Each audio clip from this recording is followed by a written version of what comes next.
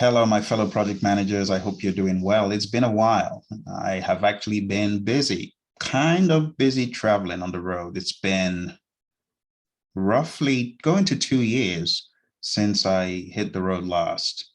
Because of the crazy pandemic, been a while. So I had the pleasure of going through the airport system, providing all the crazy paperwork. My goodness, the paperwork and paperwork and paperwork. But anyway, long story short, I finally got it done. And I'm finally in Europe. So this is my first broadcast to you from Europe. I hope you are doing well, and I hope your studying is coming along great. You didn't think I was going to forget about you. Of course not. Today, I want to talk to you about getting your mojo back because I know a lot of you are trying to get this thing done in 2021. And the only way you're going to get this done is by developing a rhythm. You've heard it being spoken about in Agile as cadence. You need to develop cadence. You need to be able to go through this content bit by bit. So I want to give you a very quick demo. And to do this, I want to use some of the awesome images one of my PMP gurus shared with me. Her name is Michelle, and you might have heard Michelle's lessons learned on here. So Michelle Barnes-Gideon has shared some really interesting images of her PMP Prep, and that is what I want to use to kind of walk you through how to get your mojo back. All right, how to develop a cadence of sorts. So Michelle, thank you very much for this. Let's take a look at what Michelle has shared in images. First of all, let's take a look at some images from the PMBOK guide. Let's go over them with a fine-tooth comb. So do you recognize this? This is an assortment of 49 different little tables that are in the PMBOK guide. You might recognize these tables. In fact, let me highlight a few of them right here. I'm going to use the yellow highlighter. Right here, we can see control scope. See that? That's control scope right there. Let me use the red and put a circle around it. That's validate scope. You see that? That's plan schedule management. You see, each process in the PMBOK guide, 6th edition, has a table just like that. You see, just like that. And you know, the cool thing about these tables, it gives you a count of things to master. In other words, there are 49 of these little tables. And you know what Michelle did? Michelle printed out every single table. And what did she do? She mastered the content. You see them right there, and she's even got it color coded. You got some color coding going on. You see, you got those color codings going on. There is a reason why she did this. This is intentionality when it comes to studying. But you see, to succeed on this exam, my friends, you got to use a similar approach. You got to take them down one by one. But first, you got to understand at a high level, whatever that knowledge area entails. And then you need to focus on value. How do you focus on value? Well, there are 49 processes, right? For every process, you need to ask yourself the question, what is the value to me as a project manager? So here you can see she's highlighted certain outputs. Well, that's control scope. And I can see she's highlighted work performance information. That's in yellow. And that's because as she was going through our videos, we call some of these things out, and she knows what needs to be called out, what is unique, semi-unique. You know, here is validate scope. You can see she's highlighted accepted deliverables because that is pretty unique. That's value you're getting. And you can see work performance information. See, that's value. Here is manage quality. So I know she's probably highlighted TED, test and evaluation documents and quality reports. You see, it's part of a DNA. As you're going through the processes, ask yourself, what am I getting from it? Focus on the value. What value does this document bring? What value does this process bring? What value does this output bring? And then focus on the essence of what you're doing. What you're doing. If we go to the screen behind me, you can see up here, I've got the mission, develop a project charter. That's the mission. It's a high level understanding of what exactly you're getting from every process. See, so as you're going through the content for your exam, simply ask yourself, what is this process at a high level? What is the value? And then focus on the essence. Secondly, process group.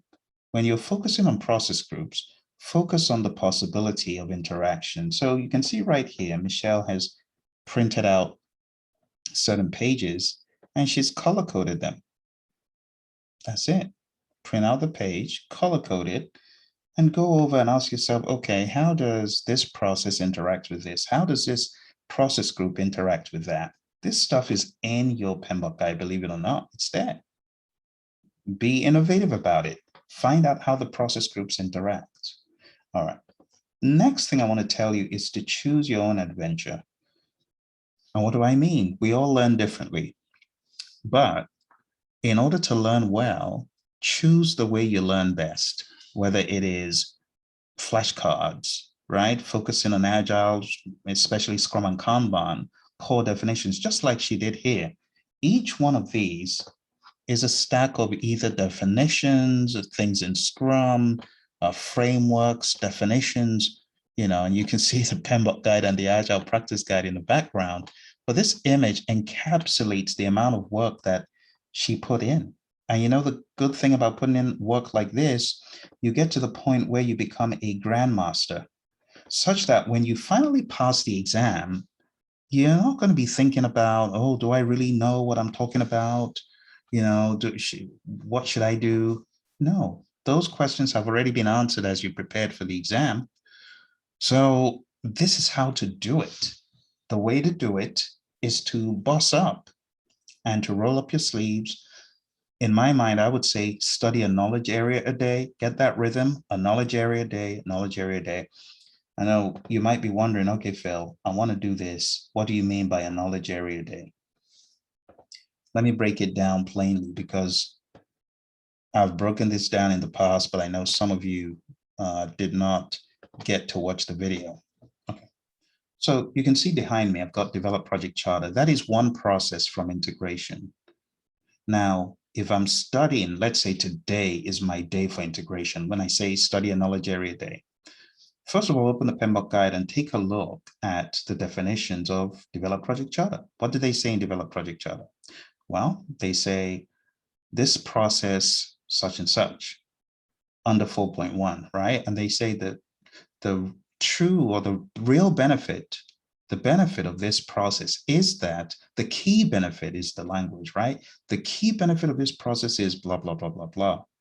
Get that down for develop project charter. Maybe it says something to the effect of the key benefit of this process is that it establishes a partnership, or it establishes an agreement, or it establishes an understanding, or it does whatever it does. Find out what it says about the process, right? It establishes an agreement between or it connects the objective of the project to the firm, or whatever it says, right? Understand that. And then ask yourself, what do I get out? Oh, I get out the project charter. Okay. What else do I get out? Oh, the assumption log. That's something else I get out. End of story. You're done. Move on to the next one.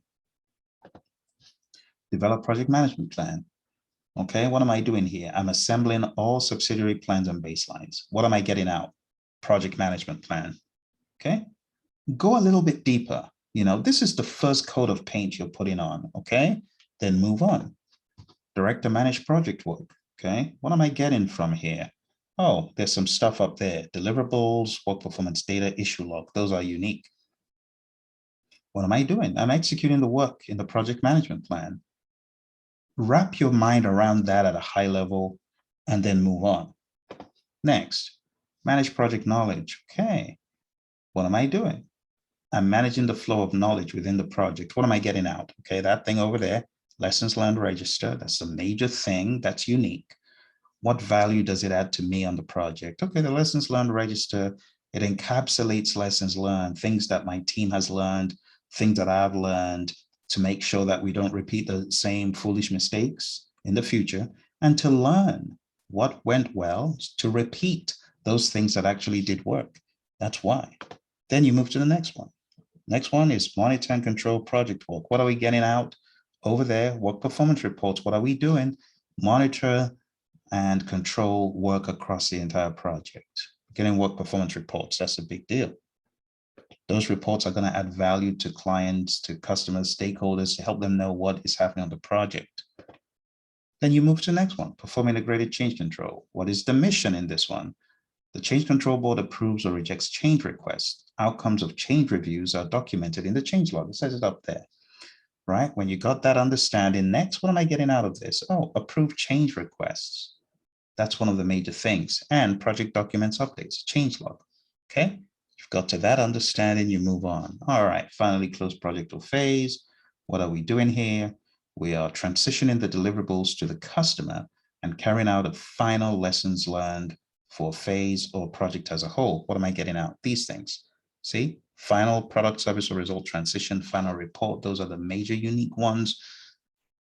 We just went over 7 processes at a really high level, but you got value because you understood what exactly are we doing at a high level? What am I getting? You know, the major things I'm getting. That's the first coat of paint. Now, when you're done with that, what I would like you to do is go put a second layer of paint. And this is what was in Michelle's diagram, those images that she shared. Next, you're going to go to develop project charter and you're going to go to the next level. Now, behind me, you can see inputs, but you can also see the outputs. And you can see tools and techniques. If I move to this side, you can see those tools and techniques behind me. That is the next level you want to get to. And you want to begin to ask, what is brainstorming? Why am I brainstorming in develop project charter? What are focus groups? Why am I using them? Questions like that, on and on. That is what you need to be asking yourself. See that? And then you go to the next process, develop project management plan. What are some of the tools up there? See that? Brainstorming, checklists, focus groups, interviews, stuff like that.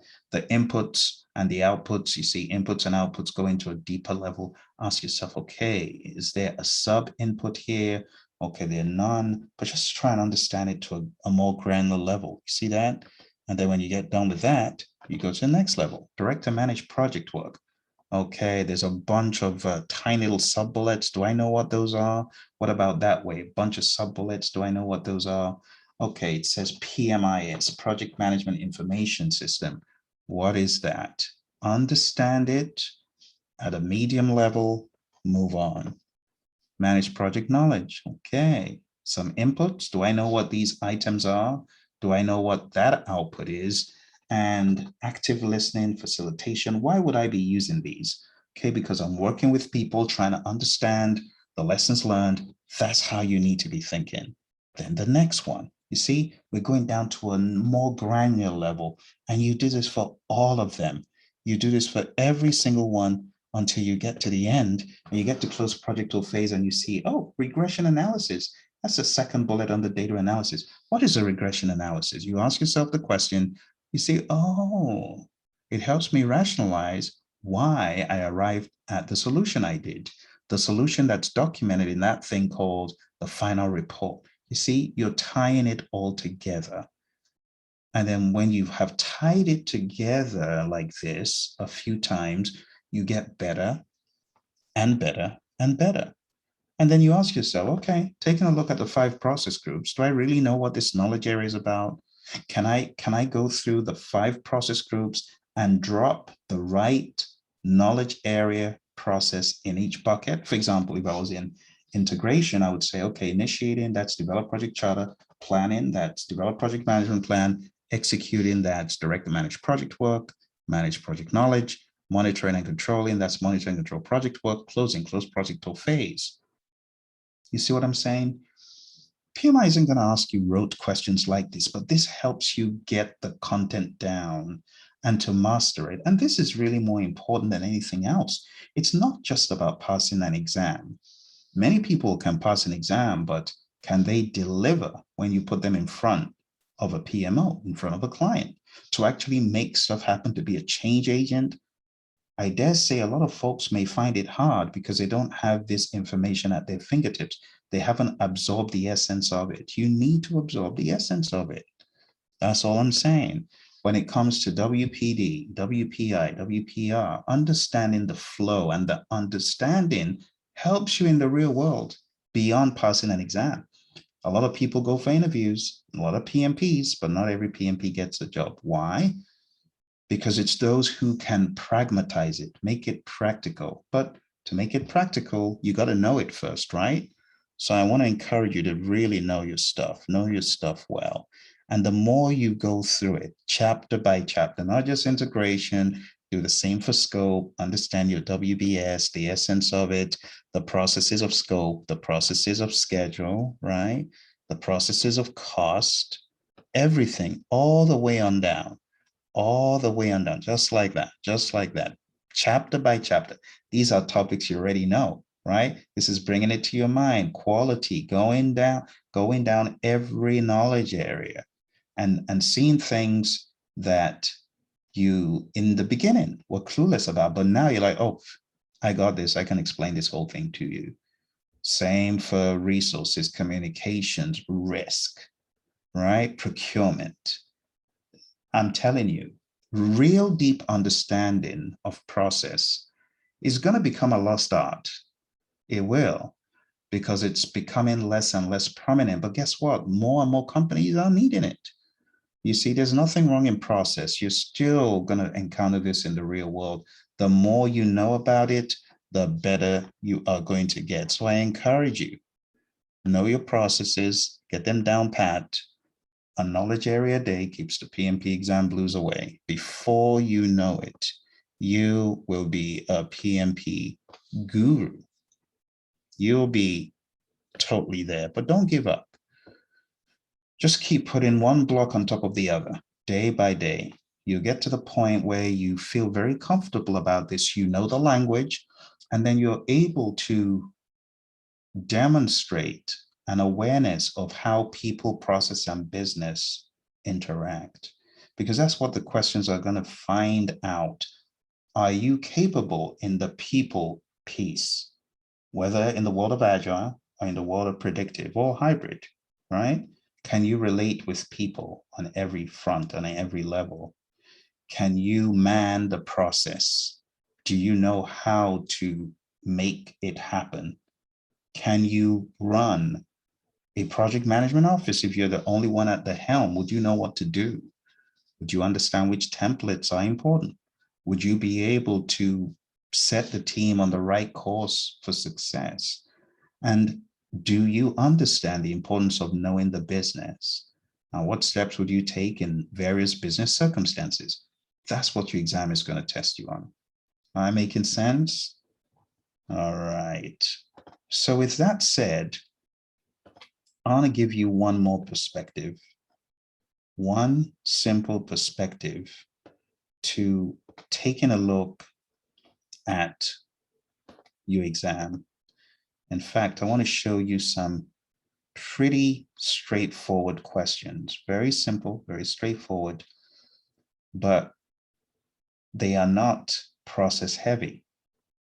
Instead, I call them questions for newbies because it demonstrates to you that the exam is not about process alone, right? Or business alone, or people. It's everything. And it's not about PMBOK. You get what I'm saying? The exam is about understanding everything. Agile Practice Guide view, PMBOK Guide view, universal view. All right, so let me show you a few questions that I would like you to ponder on just from a simple humanistic perspective. All right, you're working on a project as a team facilitator. You have identified that there is conflict among 4 team members who have formed factions. What is the best course of action for this situation? Now, you know what I want you to do? I want you to think about this question. Hit the pause button. That's right. Go on. Hit the pause button And I want you to really apply yourself to answer it the best way possible. Can I rely on you to do that? Okay, go ahead, do that. And when you're done, I'll share the answer. All right? Okay, welcome back. I'm going to show you the answer. Now, the answer to this, it really doesn't have a 1, 2, 3, 4, A, B, C, D perspective. It's a simple humanistic view to conflict. And you're not going to get this from the PMBOK guide. It's the application through the lens of the content outline, right? So for those of you who have read your content outline, you'll be able to select the right thing from a lineup. But let's move forward. The answer to this is B. And this is based on the PMP exam content outline straight away. But all the other options are either reactive or incorrect. Excuse me. So if you take a look at A, resolve the conflict issue for the team. No, you don't resolve conflict for the team. Teams got to resolve the conflict for themselves. It's one of the tenets of, if you like agile, where you do not do things for the team's got to do it for themselves. It's a self-organizing team. So you could help them understand and see the importance of conflict resolution, but you're not going to do it for them, right? B says evaluate, recommend, and reconcile the appropriate resolution solution. In some instances, it could be appropriate to bring some more people into the discussion if they are affected or concerned, but that is on a case-by-case basis. That's why B would be a universal approach, as the content outline recommends. C, avoid getting involved in the conflict. That's not being proactive. That's bad. And D, find out which party is in the wrong. Well, you do know that conflict is not about wrong or right. It's about seeing each party, seeing the other person's point of view and coming to a win, hopefully. So B is the best answer. You see, this has no process language. And the reason I'm showing it to you, you could get stuff like this on the exam. Here's the next one. Go ahead, hit the pause button, and I'll tell you the answer in a few seconds. All right, 3, 2, 1. The answer to this one is actually B, right? A new team member just joined the project. She's eager, right? She's confident in her abilities to learn. And it says, which approach do you use? Well, she's new. And if you know how the Hersey-Blanchard model works, you know folks that have a lot of enthusiasm, but not skills, we use a directing approach with those folks, don't we? We use a directing approach. So someone who is just joined, they're very enthusiastic, right? She has little experience. That means she needs directing. She is confident in her abilities, and she's very eager to take on work. So we don't need a whole lot of supporting. What we need in this case is really more of the directing approach. And the answer to this is C, directing. Okay. That's it. Yeah. All right. Let's take a look at the next one. As a servant leader on an agile project, one of your key responsibilities is to what? So again, take some time, think about the answer. I'll show it to you in 3, 2, 1. All right. Again, this is a very straightforward one. If you know the tenets of servant leadership, you know that one of the things we do is we remove roadblocks. So the answer is A. It's not to delegate work to team members, because delegating is not something you do as a servant leader in a Scrum context, because you don't delegate. There's no overarching, company appointed leader. Organic leadership happens, but delegate is not a word we would use in this context, right? Says on an agile project. So that should have been a clue. C, plan out the schedule and cost, plan out the scope, schedule, cost, and quality. That is not to say that they couldn't, but the best answer, the most universal answer we know, is to remove impediments. Now, when you're on an agile project, planning out schedule and cost, it's done in other ways. It's done in flow-based agile. It just happens by virtue of the structure, and iteration-based agile, it just happens based on the structure as well. So we don't go all out to say, oh, you one person, you're going to be involved in planning, schedule, and cost and scope. No, it's not like that. So the best answer is A. Does the team plan in agile? Yes, probably even more than we do in predictive, but we do it in iterations, and it's certainly not one of your key responsibilities as a servant leader. All right, so that was a bit of a bogus set of options, C and D. It would not be the case in agile. Here's another one. On your 5-month government project with 20 powerful stakeholders, you also have a stakeholder with a low level of power and interest on the project. What should you do next with this stakeholder? So think about it. I'll tell you the answer in a few seconds. 3, 2, 1. Now for this one, you do need to have an awareness of the power interest grid. And hopefully you do remember this configuration, M, K, M, K. Okay. What is the M here? Monitor. You monitor stakeholders with a low level of power, low level of interest. These ones you keep satisfied. This one you manage close. And this one you keep informed. And we're talking about power. Power on the y-axis and interest on the x-axis. Let's do that again. Interest. Okay, and that's why we call it a power interest grid. Power interest grid. See? And that's really it. So if you have a stakeholder with a low level of power and a low level of interest, they're right here. And that's why the answer is monitor. See? And these are some of the things we train on our project management professional course. But if you've been to a good course, hopefully they taught you that. Here's our final one for the day or night, wherever you are. Understanding what ready means so the team can take in work, what done means so the team can judge completeness consistently should be in a document known as what? Hit the pause button for more time. 3, 2, and 1.